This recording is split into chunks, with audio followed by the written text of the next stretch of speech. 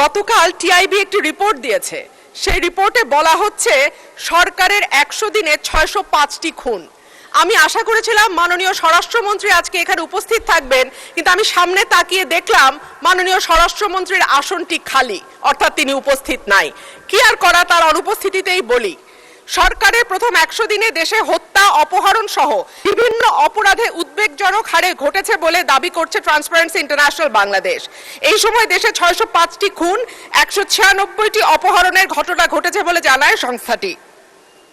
প্রতিবেদনে দেয়া পরিসংখ্যানে দেখা যায় মার্চ ও এপ্রিল মাসে মোট 605টি খুন, 294টি ছিনতাই, 90টি ডাকাতি, 196টি অপহরণের ঘটনা ঘটেছে।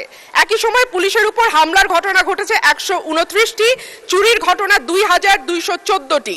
এছাড়া নারী ও শিশু নির্যাতনের ঘটনা ছিল 3496টি। আলোচিত সময় ধর্ষণের শিকার হয়েছে 78 থেকে 102 জন, গণধর্ষণের শিকার 30 থেকে 36 এবং ধর্ষণের শিকার শিশুর সংখ্যা 49 থেকে 71 জন।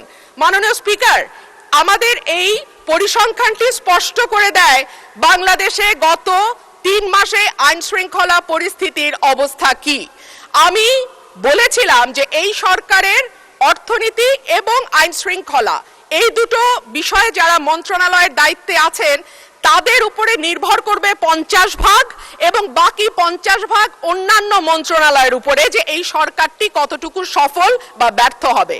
আজকে মাননীয় স্বরাষ্ট্রমন্ত্রী সংসদে উপস্থিত থাকলে আমার পক্ষে সহজ হতো আরো স্পষ্ট করে বলা যে এই সরকারের সফলতার 50 ভাগ দায় অর্থ এবং স্বরাষ্ট্রমন্ত্রীর উপর নির্ভর করে।